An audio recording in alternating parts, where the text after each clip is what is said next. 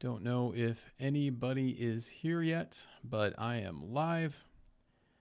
And I'll just wait a couple of minutes here to see, not a couple of minutes, but I'll wait here to see if anybody responds in chat. You guys are there. If you could just tell me if the audio is good, if I'm synced up. That's been my biggest issue, is making sure I'm synced up with camera to the audio so I don't look like a old kung fu movie or something like that. So if I could just get like a thumbs up or something at some point, that would be great for the audio and making sure you guys actually do hear me.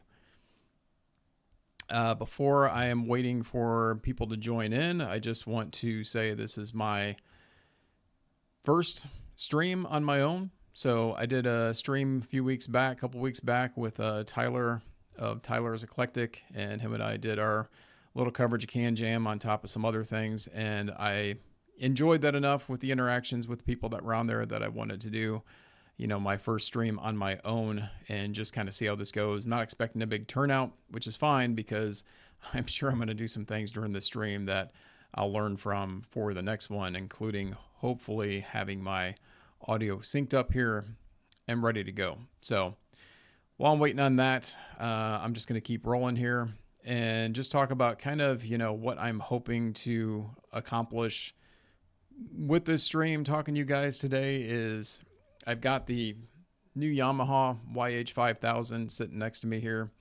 That is a pretty big one for me to do a review on, and I'm struggling with it. I'm not going to lie to you guys on that. And so that's why I thought, well, this would be a great one to talk about in a live stream and kind of talk to you about my process of how I go through and do my impressions / reviews. I hate calling it reviews, even though I know it is, but it sounds like I think of myself as an expert, which I'm still learning. So if I could just say impressions, I would just say impressions.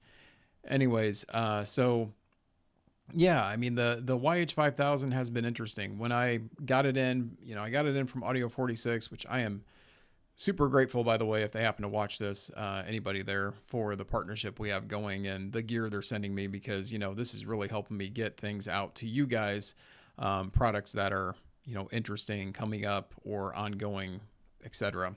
Anyways, get off the rails there. But when I first got the 5000 in, I just fired it right up like I normally would through my DAC amp setup, which I'll get to in a second. And I listened to, I don't know, like 3 or 4 tracks or so. And I remember I put the headphones down and I was like, I don't know what to think of this. I kept thinking in my mind, $5,000, $5,000, $5,000. And that's a problem, I think, because that happens a lot, to people when they buy anything, right? I mean, price is always going to affect judgment in one way or another, I believe, whether it's budget or on the high end of what you think something should turn out to be. I'm not talking about just audio here. I'm talking about anything. And so, when I listened to the 5000, I thought I would hope that I would have just like this eureka moment of, wow, this sounds fantastic and nothing but good things to say, and just start writing down notes. And I didn't. Instead, I just sat back for a second. I actually reached out to a buddy of mine at Audio 46. We talked back and forth about products, and he, really liked the 5000. So I said, hey, has anybody said anything about the mid-range? And he, was asking, like, what do you mean? And I said, and by the way, guys, when I'm doing this stream, if you hear like some noises like that or rubs against the desk there, I apologize. This is not the most expensive mic, but it was one I could quickly hook up, but it does pick up a lot of feedback. So, again, as I get through these, I'll get some different audio set up. So apologize in advance there. But anyways, going back to that, what I heard with the 5000 was that I was getting a decent low end, and I apologize, I just dropped video. Hang on.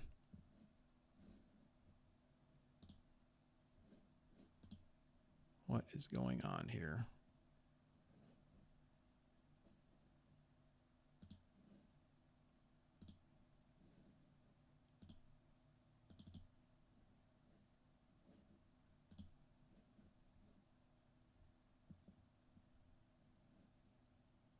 Guys, I may have to pause the stream and come back for a second here. I lost video.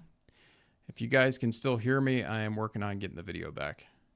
Hey, Marvin. Yes, that is Yaxi Pads That You Spy. Sorry about the video here. I am working on getting it back. I'm assuming you guys can't see it because my video dropped.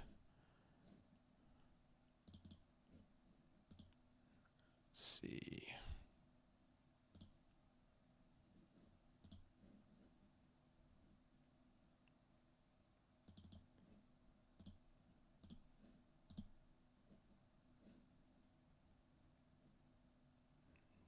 Try that.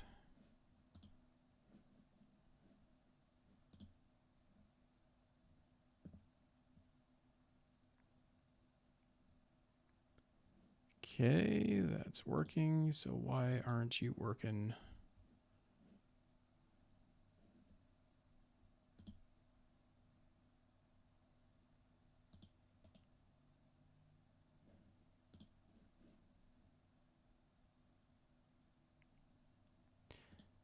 Yeah, I'm trying to get the, I don't know what happened with the video. Trying to get it back. Come on. That is my wife, Bree, by the way, for anybody that's in this chat with me. Yep, nope, I know that's not working. There we go. Okay, and we're back. I don't know what happened. If that drops out again, I apologize. This is how we learn, right? Okay, so sorry about that, guys. Actually kind of lost track of what I was saying, but yeah, I think I was talking about the 5000 and the mid. So yeah, I mean, let me get that out here. So here's the 5000, and it's gonna take a second to focus in on that.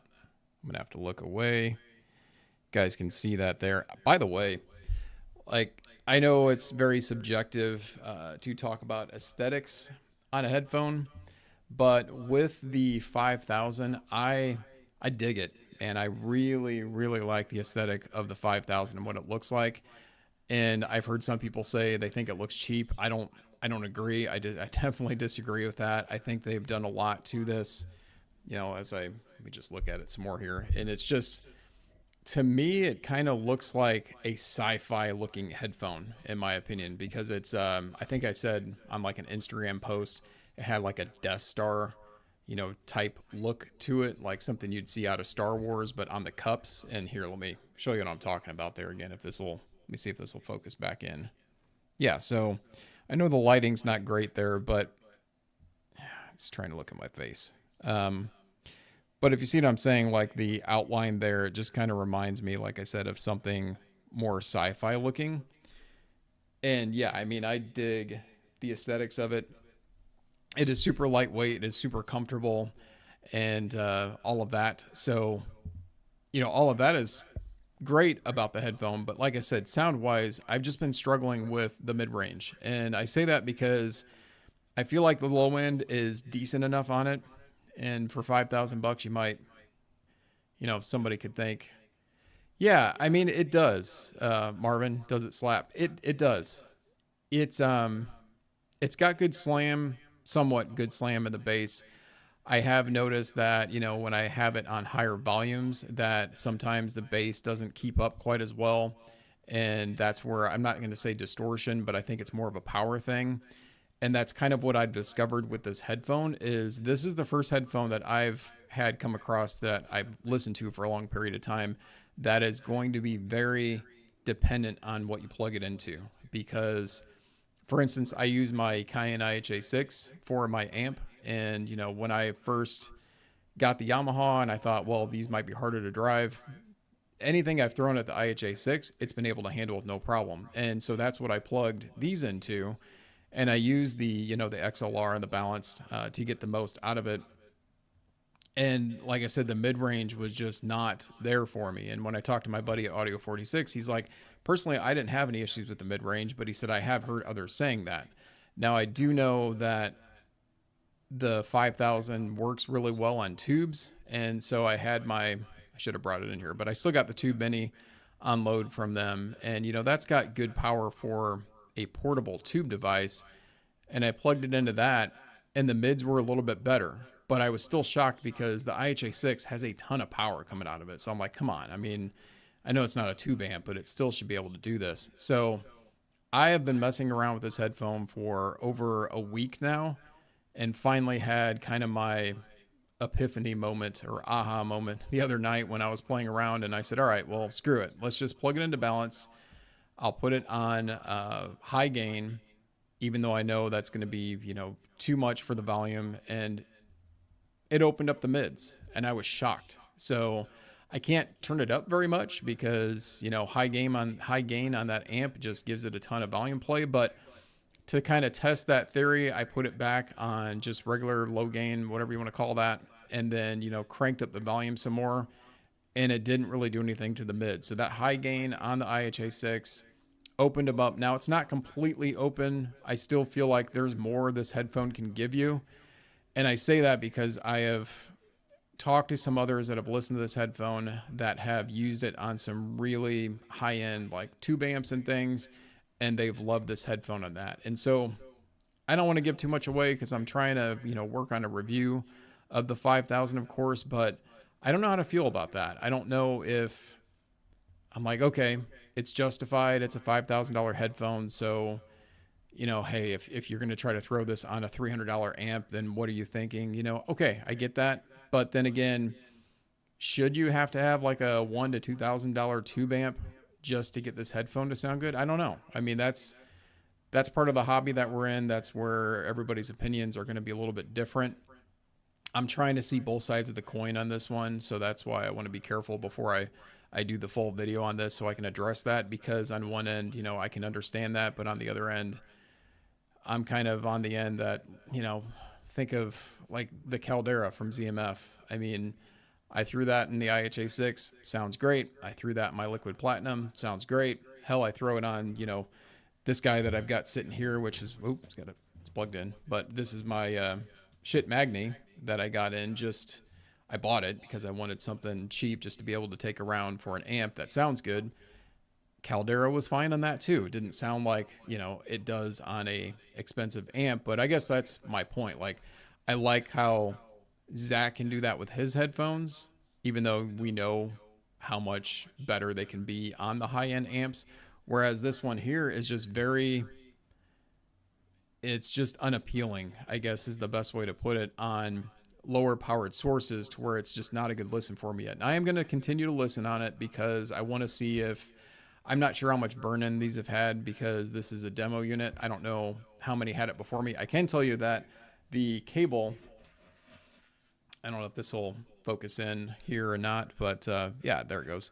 The cable does have like this wrap that comes around these parts here, and that was still on it when I got the headphones. So I'm hopeful that that means maybe just one other person had this, or maybe it was just in the store. And if that's the case, then these need some more burn-in time, and that could open the mids from what I've been told. Yeah, I agree. I mean, that's your kind of my thought process on that, to where it does make it less appealing because, that's a very unique situation that you're putting yourself in, to have to pair it up with something expensive. But then, like I said, I could see somebody that's, if all they want is high end and they're going to go all out and they're like, I'm getting a high end headphone, then you should have a high end amp. Okay, so be it. Fair enough. I get that. But that's the same reason why when I go to like Can Jam or something, I don't like to listen to everything on like a Lena stack or something like that, because I'm getting an unfair impression when I'm never going to own something like that. And I know Lena's going like way up high on the high end, but I have heard that I think Yamaha has a brand new amp that they're releasing, or they just released it, and I think it's around 3,000, that is supposed to be paired up really well with this headphone.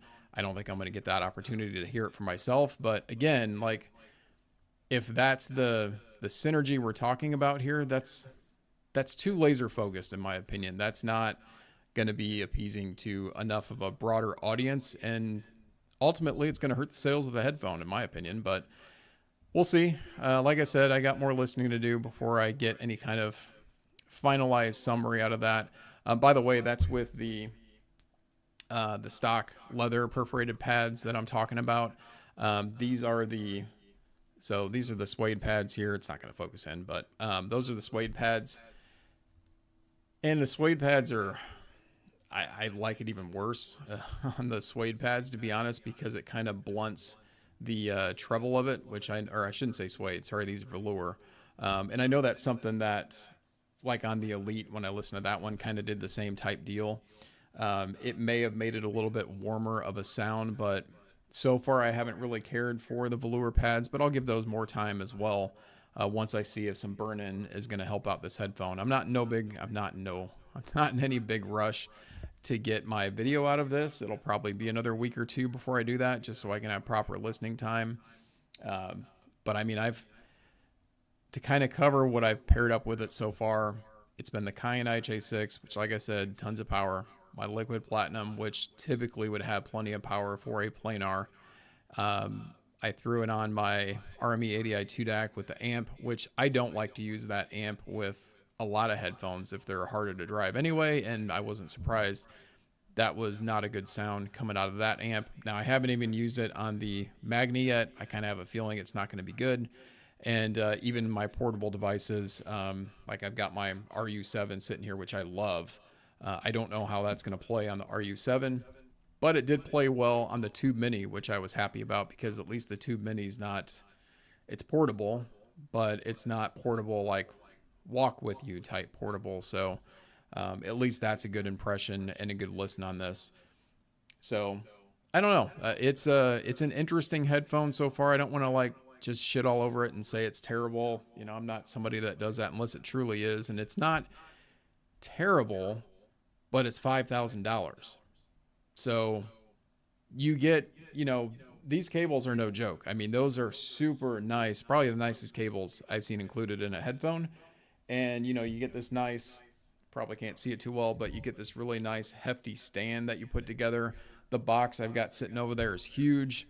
You get the pads. So, I mean, Yamaha's taking care of you with accessories. That's great. You could probably factor in, okay, maybe there's cables are expensive. I don't know. Maybe it's like $1,000 in accessories. Okay, so the headphone might be more like $4,000. That's still, I know once you get over like $2,000, in my opinion, people are going to expect a lot from a headphone, and expect it, in my opinion, to pair up better than what this does with other sources. So we'll kind of see how that goes. I don't know if anybody else has joined the chat.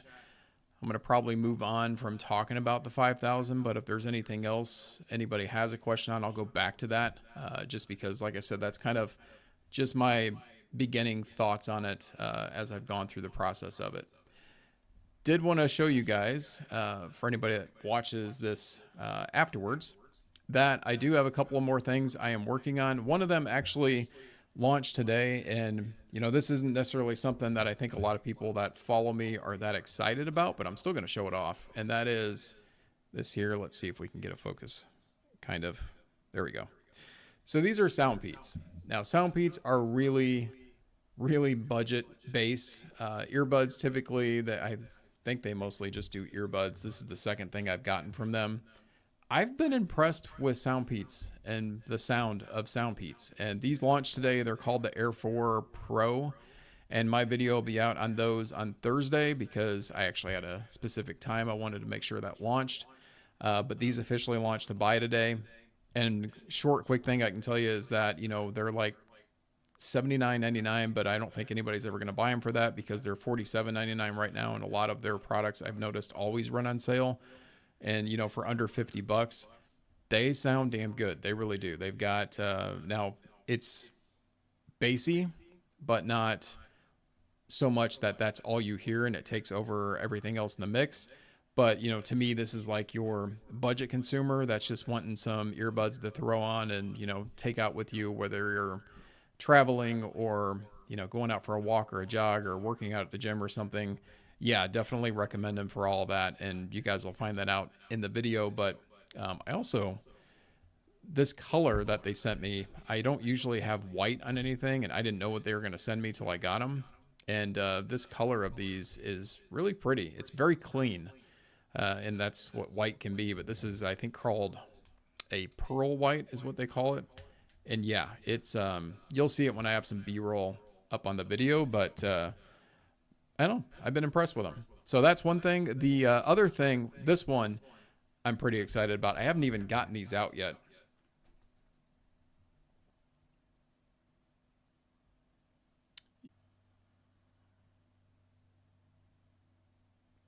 $100 of those buds for the Yamaha. Yeah. Yeah, exactly. That's a good point. Yeah, I mean, they honestly probably have a little bit better bass for my preference anyway than even the $5,000 Yamaha. But I mean, obviously they aren't going to have the details and all that kind of crazy stuff that you get out of the expensive stuff. But yeah, I mean, that's a very solid point. If you look at price to performance ratio, like I always think about when I first got into YouTube a lot, all of the YouTube watching I did was around computers. And, you know, I've always built my own computers. I've always been fascinated by technology and processors and GPUs and everything. And, you know, you always get those comparisons of price to performance ratio. Like if anybody ever figures out a way to do that on headphones, like our hobby's done, because the price to performance just drops so much after you get over a certain price for sound, because we're looking for that final 1 to 2% on things. It's crazy, but that's a very good point. Yeah. Yeah. That would be funny, actually. I'd probably get a few dislikes for that, but who cares, right? Yeah. So this is, let me open this up. This is an exciting product for me. This is not anything new, by the way. But I actually talked to Woo, Mike from Woo Audio at Can Jam quite a bit, to where we worked something out that him and I could go ahead and do some type of collaboration for, not collaboration for products, but I mean, so that he could send me some things if I was interested. And I was really interested in this Phantom cable, which, you know, this isn't going to be anything fancy pants to do on like a B-roll here, but let me see. Yeah, there we go. So this Phantom cable, in case you guys that are watching or will be watching don't know, is basically a DAC cable. And that was what was really interesting to me, because when I first saw this, I thought, who is this for? I didn't think it was a bad product. I just thought, you know, what's your end goal here? And he actually told me to watch a video that Golden Sound did on this cable. And because I don't like to watch other reviewers before I do any kind of a review, I watched just a snippet of it. But Golden Sound basically brought up the use case of it, which I 100% agree with after watching that. And that's, no one's done this. And that's what's really fascinating about it. To my knowledge, nobody's done this anyway. I know there's a lot of products out there, but this is straight up a DAC that is inside of this USB that you plug in to your, you know, computer, laptop, phone, even. And then it terminates on the other side straight to the RCA cables, or, and I'm not going to get it out, but I also have the balanced version here too. Now, that's probably one of the quick, not drawbacks, but, you know, disappointing things I would say, is that you have to buy the cable in either balanced or unbalanced. You can't get one and then, you know, convert, I guess. So, and it's not cheap. I think this is $400 just for the cable. But like I said, it's a DAC. It's an ESS Saber DAC that is in this as well. And you plug it right into your amp and you're good to go with the DAC. And what I think is interesting about that is, you want to talk about having a cleaner setup on your desk. I mean, my listening desk, I don't want to show pictures of it sometimes because it's cluttered, but I mean, I've got like, you know, my ADI2DAC sitting there. I've got that plugged into a switch box so that I can use it switching between my two different amps, or, you know, if I want to plug in a tube amp and switch between that even. So as you can imagine, I got a lot of stuff on my desk because I actually got two different switch boxes. This makes a very strong case for somebody that just wants an amp and just wants a DAC, but they don't want a stack. There we go again. But I mean, seriously, it's like you could just plug this in. Oh, I have a little echo going through. I can't fix echoes, unfortunately. That's the room. How bad of an echo is it? Actually, it could be an echo through my headphones now that I think about it.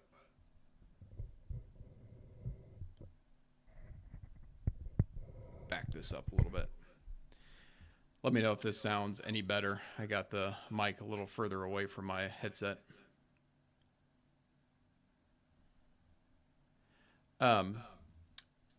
But yeah, I mean, this cable makes a strong case for somebody that doesn't want to, like I said, have an external DAC taking up desk space, and you just want to plug your cable straight in. Also, when you think about like interference and noise and all of that kind of stuff, if you just have the one cable going into the amp, that's just going to take away, less interference and things in between devices.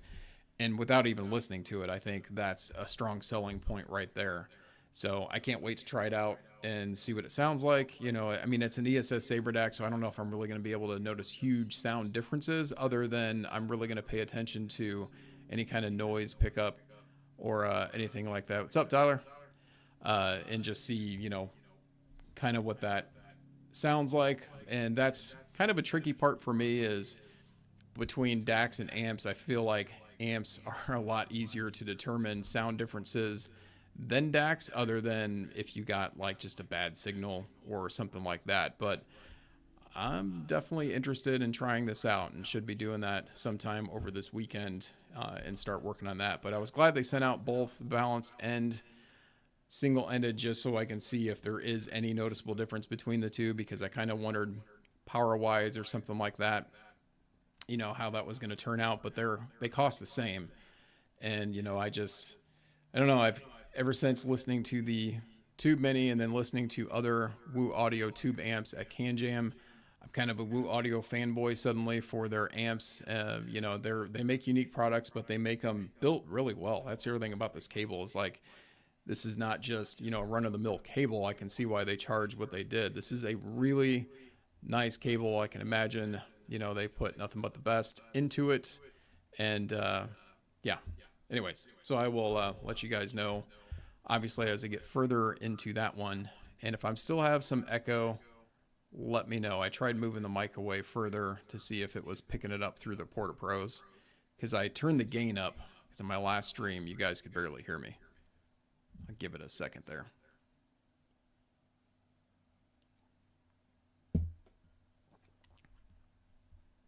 Okay.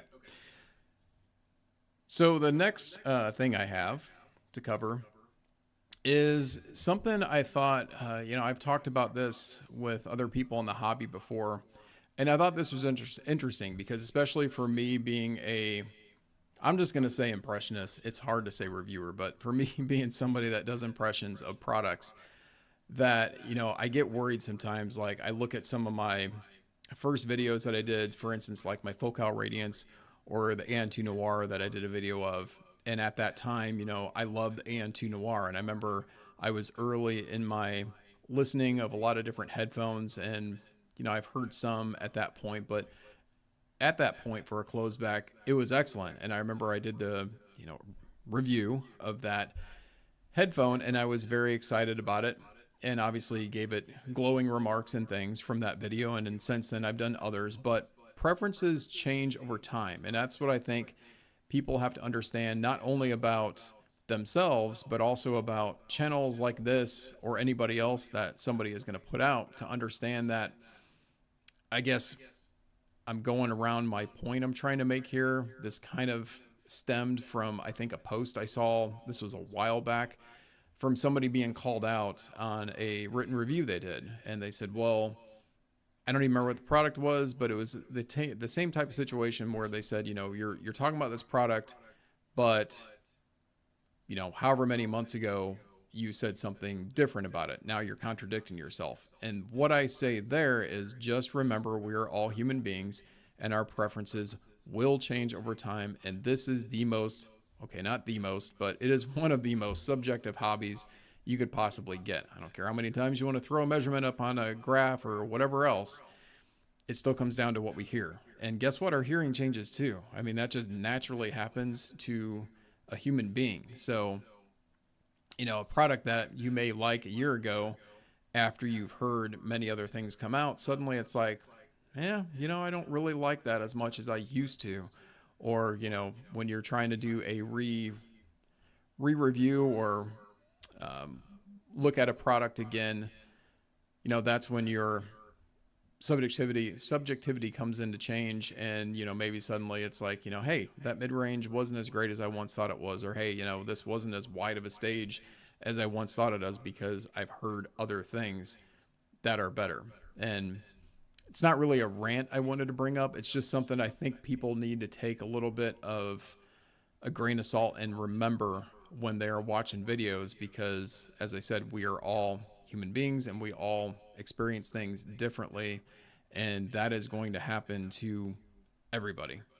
You know, and even I could go on and on with that one, but it's just something I felt like was important to bring up, and I wanted to make sure I did that. So if you have any thoughts on that, don't know who's out there, drop them in the chat. But I'm going to keep kind of moving through my topics here. So my next one that I actually have is on a Patreon subscription. So I've debated back and forth on wanting to do something like this.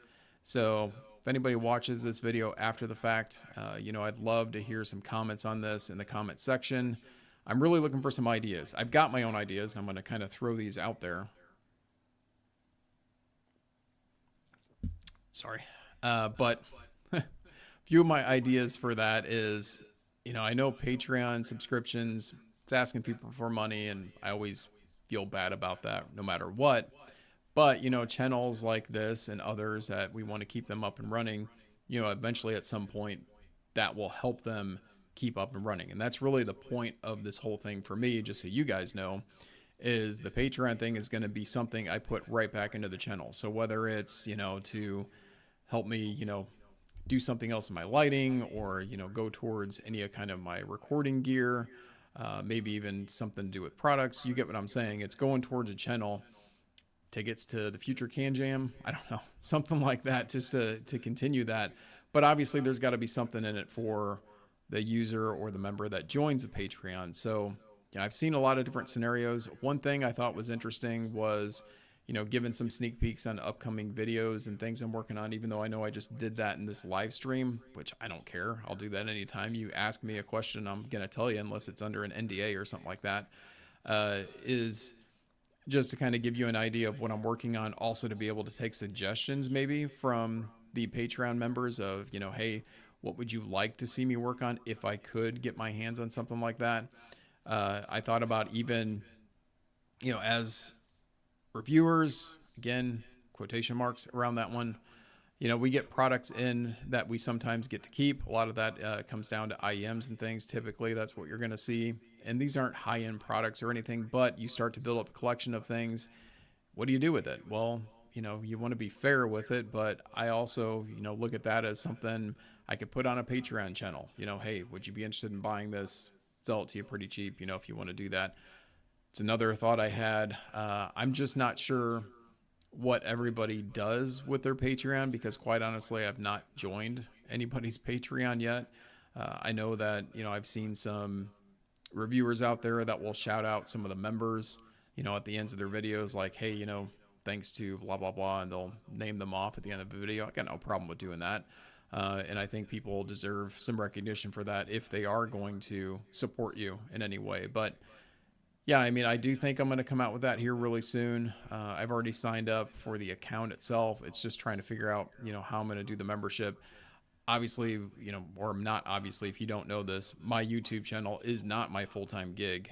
My full-time gig keeps me very busy. So, you know, I don't have time to do just, you know, review upon review and, you know, 2-3 videos a week or anything like that right now. It's just not going to happen. So I need to take it at a pace to where I can keep up with it and not disappoint somebody that would, you know, subscribe to a Patreon if somebody would want to do that. So again, if you guys are watching this after the fact, leave some suggestions in the comments below. If you know, see something that you've seen from other channels that you think would be good, have some suggestions for me. I would appreciate seeing that, because like I said, I would like to get that out here pretty soon. So check out Patreon if I get that. Also thought about doing, just since we're on that subject, also looking for suggestions on live streams. I really enjoyed the live stream that I did a couple of weeks ago with Tyler, and I hope him and I will be able to do that again very soon. And, I do want to do other live streams with, other people in the hobby. I think that's a lot of fun, especially to get different opinions. I would love to get somebody on that is really into measurements, but also wouldn't be so against talking to somebody that's necessarily not, so that we could have a nice discussion on that and keep it civil. I think that would be a lot of fun to do if I could find somebody willing to do that. Not as like a you're right, I'm wrong type scenario, but just a discussion. I think discussions are always fun to have, especially in this hobby. Something like that. If I could do some interviews with some companies, I've got a couple of them that I've reached out to that said they'd be interested in doing that if I can find the time. So those are kind of some ideas for my live streams. I, even thought about doing, I know Tyler used to do these, and hopefully will again, where, something like the Yamaha that I've got sitting here, might throw that on and, listen to some music, or take music track examples and things and listen to them during my live stream and give you just some, instant live reactions of what I'm hearing. I wouldn't mind doing something like that. I would have to get that set up ahead of time. There's multiple things that we can do with the live streams, and I want it to be something that you're engaged with and want to watch and interact with me on the chat, because that's what I enjoy to do. So I'm not just talking to a microphone like I am in the videos. To me, the live streams are all about the interaction. So it's kind of my thought, and I would love to know your thoughts on what you guys want to see.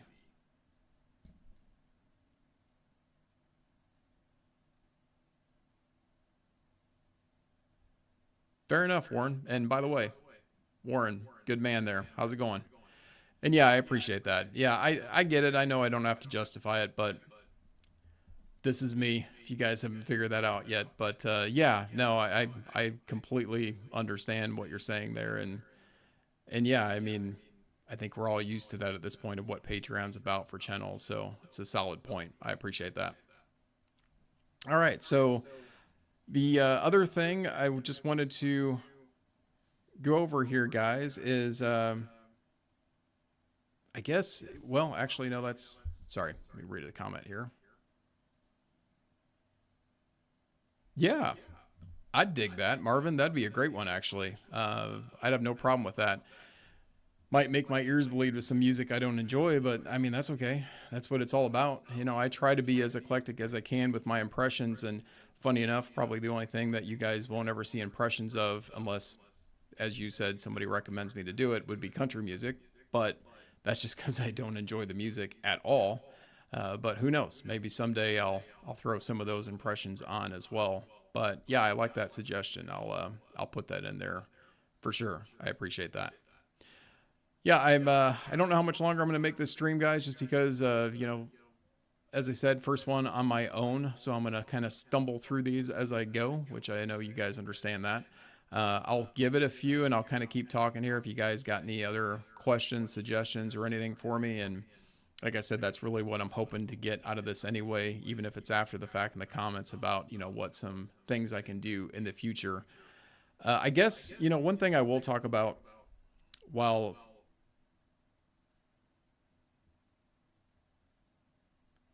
Yes, Warren, you definitely would deserve some sleep, I'm sure. I can just imagine all the things that you have to do to get involved with Dallas Can Jam. I'm really sorry I couldn't make it there. I wish I could. I know that's going to be a lot of fun. That's your guys' first time in Dallas, too. I remember seeing that, which would be really cool. So now I got to say, now this is me being judgmental. Someone's going to throw something at me here, but might be some country music lovers out there, just a guess.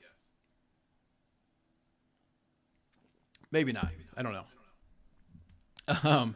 But yeah, the other thing, actually, I kind of lost my train of thought for a second there, but actually, I'm going to have to go back to that because I should have wrote that one down of what I was going to go into. Yeah, I guess my review style, sorry, that's what I was going to cover, is I don't think that's something I've really done on a video yet, but to kind of tell you guys my process, I think that's important to know from a reviewer because, I'm not somebody that gets in a product and within 2 days has my impressions all written down, ready to go, shoots B-roll and spits out a video. I mean, because of my work schedule, that would be fantastic if I could do that. but I don't like doing that because I don't feel like that gives me a true impression. Case in point, the 5000 right here. Like I said, I think it probably needs some more burn-in time, and that's why I'm taking more time with it. But earbuds, are kind of the same thing. And this is kind of where I'm not going to get into the rant about measurements, but this is kind of where that stemmed from before of, somebody popping something in and listening to it and throwing up a graph and being like, there's my impression, video's getting ready, let's shoot it out. And, no, I don't do that. I try to give stuff its due time, listen to it on different pieces of gear. If it's a wired device, of course, or if it's wireless, put it through the paces on that. But my review process really is to try to listen to all the gear that I have. So my ADI2DAC, my Cayin IHA6, my Liquid Platinum. Like I said, I've got the Schiit Magni there. I like to listen on my portable devices, my RU7, the Tube Mini, as long as I have that on hand. And then, God forbid, if it's like a really easy to drive product, I might throw it on a phone just to get that impression. But I try to do as much as I can to get a good, solid comparison of how it sounds on different things. And it's a great way to know if synergy is going to be super important or not. And in this case, with the YH5000, it's obviously extremely important, but I haven't found that to be the case in all products. And that's why if you ever watch a video of mine or something, and I've seen some comments before, well, somebody will ask, well, what did you listen to them with? Why didn't you mention that? If it's something that's fairly, easy to drive and efficient, maybe something on a budget end, I don't always find it useful to mention those things, but I have started putting that in my description in my videos as far as what I listen on, because I do think that's important for people to know that, just for a reference point, if anything else. But more of it's just about, what I hear. And, it's not just bass, mid-range, and treble. I mean, yes, that is what makes up music, of course, but how do they all work together to make that music sound to your ears is what the most important thing is. And for me, I don't have a personal, like, I know you'll hear some people say, well, here's my reference curve, if I could make one for myself of what I like. I don't have that. I don't know if I'm just unique or if I'm copping out. I don't know what that is, but I don't have a specific target I want to listen for, because I like so much different genres of music that, something that sounds good in my closed atrium, or a song that may sound good in my closed atrium, the next song I listen to may not. And that's why I have multiple headphones. And, some people may want just one headphone to be tuned a certain way to listen to all their music. Good for them. That's just not me. And that's why I'm never going to talk about, shouldn't say never, but more than likely never going to talk about my own personal target curve, because of that reason, that I want to experience products for what they are. And I definitely like things that are different. And as long as it's not different in a terrible way, if something's different, that's good to me, because we have so many things that are starting to sound alike because of the Harman Target and all the things that have come up with that a lot of companies, I'm not saying companies are getting afraid, but it feels that way from a consumer standpoint. I don't think that's necessarily the case, but when you're seeing so many things that are coming out, and somebody will show a graph and they will show that curve and, the target that they think they need to go for, and you see a lot of things getting close to lining up to that, or somebody saying that they feel like it should line up to that, that's what makes me feel like companies are starting to get a little afraid to release a product, or at least justify why their product doesn't line up to that. So what? Just make something. If you think it sounds good, get your test dummies, whatever you got to do to have somebody listen to your product. And if they like the sound of that, release it to us and let us decide for ourselves. That's what I'm all about. And that's why, like I said, I don't have a specific target curve that I'm going towards, because I just want to experience what somebody put out. That's also the other reason why I struggle sometimes with being very blunt as a reviewer on a product. Case in point, again, the 5000, to just bash somebody, because I also have met a lot of these people at Can Jam, and you can just, and it's not just Can Jam, but as an example, excuse me. And I mean, you can just tell a lot of the times the passion that they have behind their products, and it may not meet everybody's needs on the, the end, the finalized product that comes out that we listen to. And I keep that in mind when I try to discuss a product. But at the same time, if I do think something just sounds really off, I want to be able to tell you that in a tasteful way. I'm not about trying to just, get the clicks about being rude.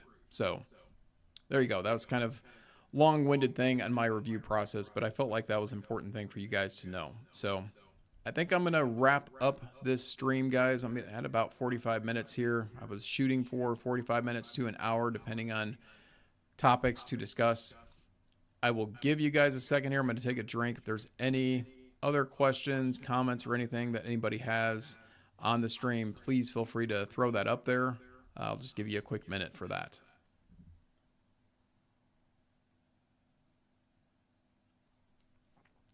And you can awkwardly watch me sip my whiskey.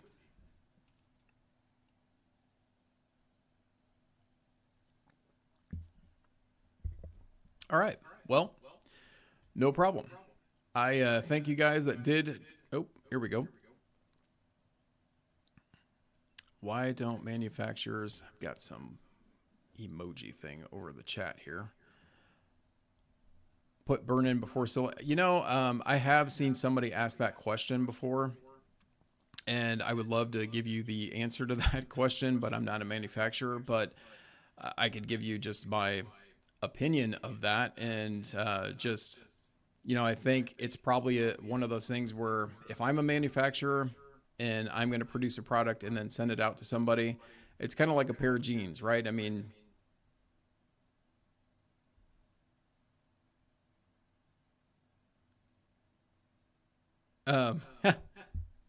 well, that's a good point too, Warren. Yeah, sorry about the echo, guys. I will try to get this worked out. But yeah, I mean, as far as the burn-in thing goes, I kind of reference that, like I said, to jeans, like Levi's jeans. I work retail, so some people ask that about jeans sometimes. Why are some of them pre-washed? Why are some of them not washed at all? I think a manufacturer wants to give you a product just how it comes off the line without any type of wear and tear, no matter what kind of wear and tear that looks like. That is a very just general opinion, by the way, so don't quote me on that because I could be way off base on that. That's just my personal opinion. Also, like Warren said, some may think it doesn't matter. I know a lot of manufacturers will put on their website, please allow these 50 hours to burn in. And then there goes the other debate. Well, are they saying that because they want you to spend 50 hours on a product and get past the warranty before you decide they're bad? I mean, we can get into all kinds of speculation on something like that, but yeah, I mean, I don't. The end result is no. I don't know the answer why they don't do that ahead of time, but to me, that doesn't bother me at all because I agree, burn-in, for me at least, hasn't always been something I have noticed. Now, I do know that some people swear by it with like ZMFs. For instance, I'm getting just a little bit more, and I probably experienced this a little bit myself, at least with my atrium close, to have the mids open up a little bit after burn-in. But is it burn-in or is it your brain getting used to the sound? That's always a debate I have personally with myself on that when it comes to burn-in. But then I have seen that very same thing about the YH5000 from Yamaha here, that you got to burn them in. Otherwise, you're not going to get the total feel of the sound. I don't know. I don't know if we'll ever truly know the answer other than, somebody, and I know this has been done, you'd have to go look it up, somebody that measures a headphone that's not burned in compared to measuring a headphone that is burned in.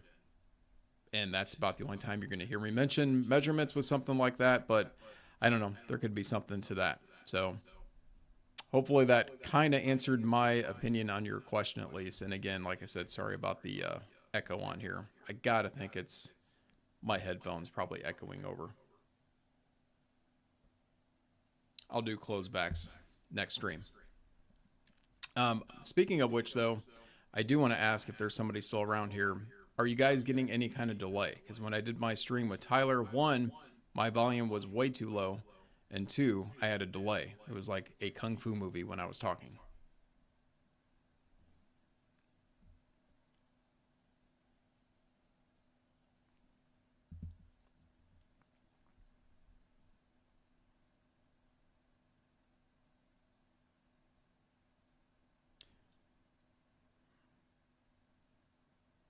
Yeah, I could see that too, Warren, on the final drive-in state.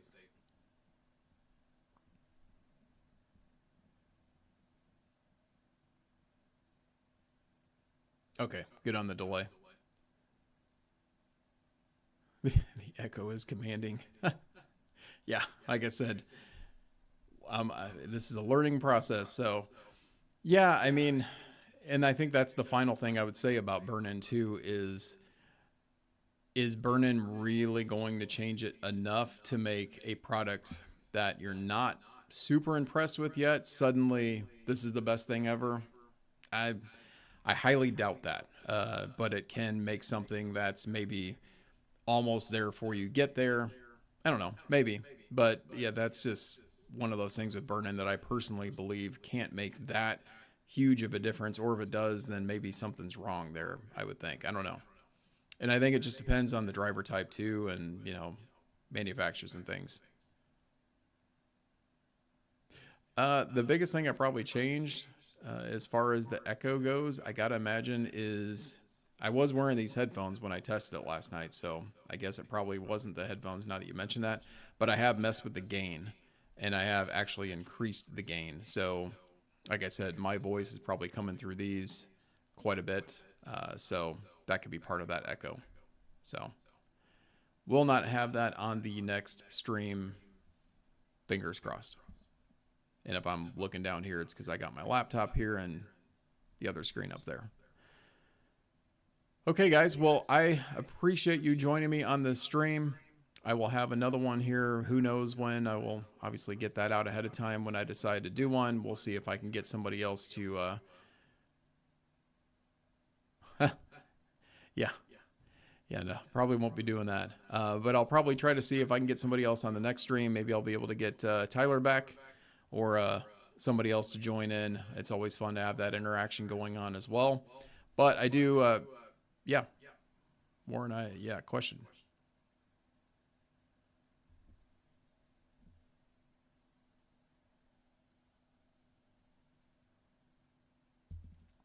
I will patiently wait for the question from you, sir.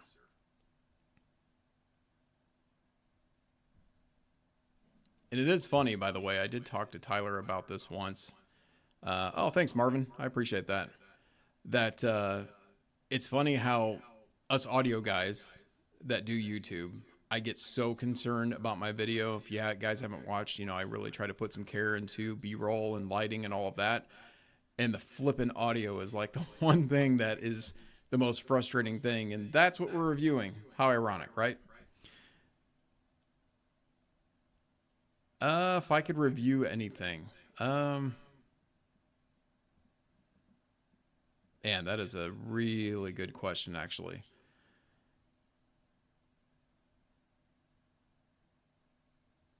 That's gonna have me stumped. I mean, my quick reaction to that would be something like the HE1, but I don't think I would say that actually because, I really enjoyed that experience when I had it at Can Jam, and I feel like anybody who wants to go for the ultimate will reach for something like that. I think honestly, a Lena stack. There we go. That's what I would say because I love the sound of the HE1 so much, but a Lena stack is a sound for everything, right? So, yeah, that's the Sennheiser $60,000 just incredible experience, all in one headphone and amp and everything else. But no, yeah, I think I would say a Lena stack only because I've heard a Lena stack or a Viva amp. Sorry, you didn't ask for two, but there you go. Only because I heard the Meze Elite on a Lena stack, I heard the AB1266 on a Lena stack, and I heard a Caldera on a Lena stack. All of them blew me away. That was one thing that I can say that an amp truly can make something just sound fantastic. Yeah, not that they don't sound fantastic already. AKG K1000. Okay, I'll write that one down. And yeah, that's another good point too. Anything you guys want to see, if I could get my hands on it, definitely let me know. Who knows what I can get, but I will definitely work on that. So I appreciate that. All right, guys, I am approaching the hour mark, so I am going to let my echo go and get off this stream. But thank you so much for joining. I appreciate it. Marvin, thank you for the tip there, man. I appreciate that as well. It was nice to interact with you guys. Nice to see you guys, and hopefully we'll see you all soon. Warren, have safe travels to Can Jam in Dallas. I know you work your butt off for those things, so try to get some rest too. And for all the other guys, I will catch you in the next one.